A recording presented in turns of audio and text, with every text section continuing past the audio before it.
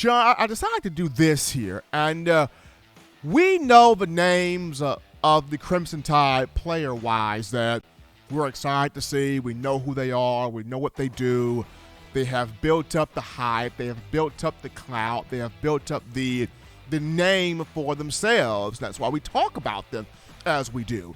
Guys like Bryce Young, guys like Will Anderson. They've built up that platform for themselves. But there are other names at Alabama. There are other players that people don't talk about as much.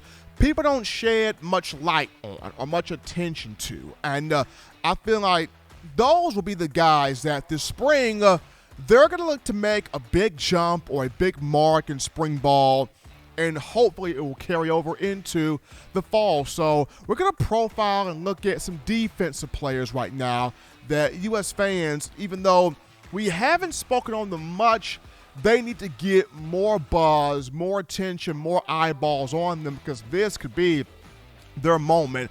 And starting this thing off here, I got to look at Chris Braswell. You got to look at guys like Chris Braswell, and those guys would be Chris Braswell, Jamarion Latham, Jamal Burrows, and also Dexter Kennedy. Just those guys rather defensively.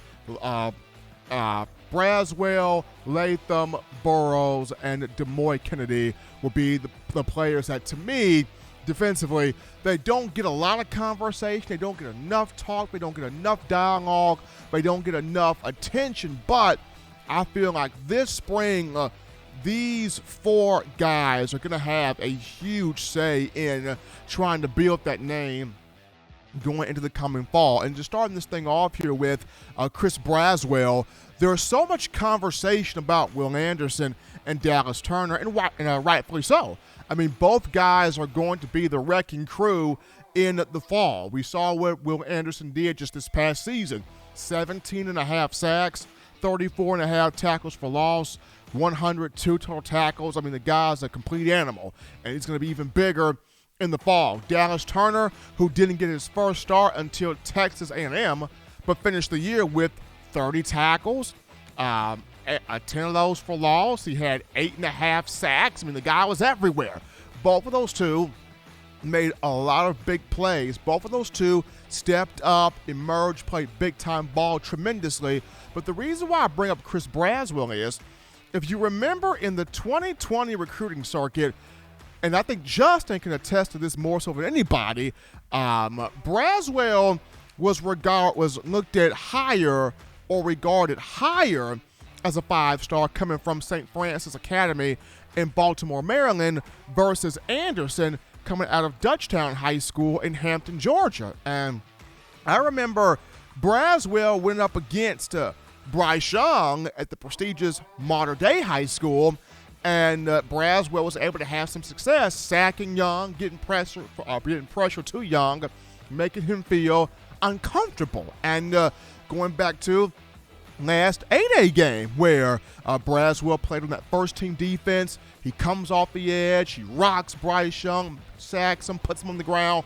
Ball pops out, fumble, recovered by Jalen Moody for a touchdown. So Braswell can play. I mean, he's got skills. He's got talent. He's got ability. He's got capability. He's got really good upside here. But just a guy that does not get a lot of that talk, a lot of that conversation. I think this spring it's an opportunity for us to look at him more at 6'3" or 6'4", 200 and over 240 pounds now. This is a guy that needs to be looked at, needs to be dissected, needs to be talked about in conversation, because he can do a lot of things from that jack rush linebacker position. And now with him adding weight, he can either play that strong. He can even play that strong side spot where he is able to hold up and sustain at the mesh point, at the attack point, in stopping the run. So Chris Braswell, definitely a guy. The next two guys, which we guys 2 and 3, but it's a package here. You look at the defensive line, and that's Jamal Burrows and Jamarion Latham. Now, I remember as freshmen, Burrows played quite a bit, and he went out there with Tim Smith, and he was able to do some things on the field. And entering last season, a lot of people thought that Burrows would be able to get out on the field and do even more, but unfortunately, not much rotation going on for that defensive line for the Crimson Tide. So this spring, you look at Burrows, got to get him out there more. Got to put him on the field more.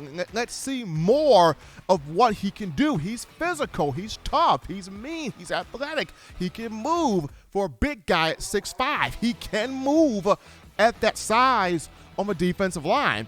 And along with him, Jamarion Latham, I just remember him personally at Pickens High School, Reform, Alabama, just some miles down the road there from Tuscaloosa.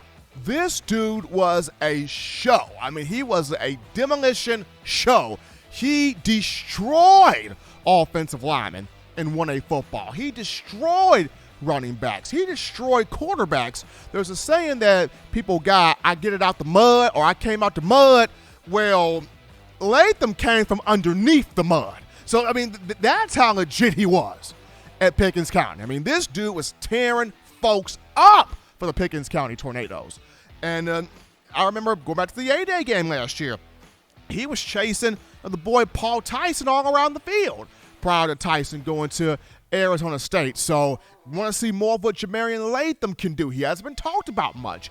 Burrows hasn't been talked about ad nauseum. So here's a chance for both of these two on the defensive line. You've been asking the question as fans, who is that nasty, consistent, dominant, ferocious defensive lineman that we know can consistently get after the quarterback and make their life a living nightmare? Here are the two guys right here, Burrows and Latham, that can 100% do it. But this spring, going to be a big spring for those two. And then, last but not least, I just look at Dexter Kennedy here for just a moment. There's a lot of conversation at the weak side linebacker position about Jalen Moody, and rightfully so, him coming out of the portal, coming back to Alabama. He has experience within the system. He'll be marked down as the starter, at weak side backer, but behind him, there's been more dialogue geared toward guys like Deontay Lawson and Kendrick Blackshire and the freshman Sean Murphy, and all three of those guys have talent, but Kennedy comes in from Theodore High School near the Mobile area, an area that produced a lot of big-time Bama players, including one C.J. Mosley. And for Kennedy, he was a reserve. He was an emergency linebacker a season ago. Alabama had to put him there because of the injuries at the running back position. But I feel like this season, especially the spring, with the group of running backs Bama's got on the roster, these guys staying healthy, Trey Sanders, Jace McClellan, Jahmyr Gibbs, Roydell Williams, these guys staying healthy. Also, when you got Jamarion Miller and Emmanuel Henderson, who's coming in the summer, these guys stay healthy. This puts Kennedy back at that linebacker spot primarily.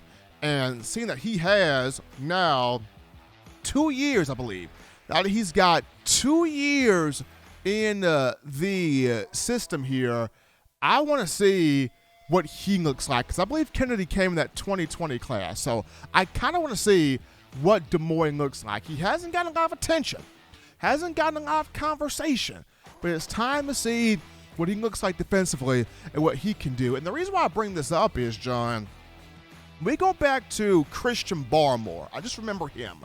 2019, he was on the roster because he came in 2018, but not many people knew about him. Not many people were talking about him enough. And then the Southern Miss game happens.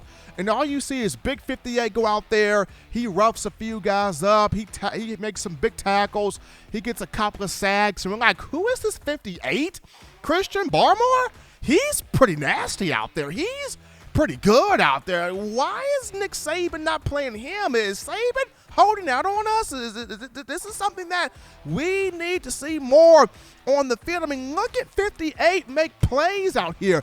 I'm not seeing nobody else as dominant, as vicious, as ferocious, as putting the fear of God into the opposition the way 58 is out here. And when Saban starts playing him more and more and more, then U.S. fans go, see, this is why we need to play him more. Look at him. If we would have been playing him more from the get-go, maybe this defense could be a bit better than what it was prior to Alabama playing him more. And so just thinking about that, from Christian Barmore's vantage point, we look at these 4 guys here, Braswell, Latham, Burrows, Dexter Kennedy. They have not gotten much talk. They have not gotten much conversation, but they all have talent. They all have abilities and capabilities here defensively. So this will be a spring, especially once practice returns full swing next week, starting Monday. These will be 4 guys that I will have my name on because I think all 4 have a chance to really do some things here in spring ball, especially when you look at Braswell,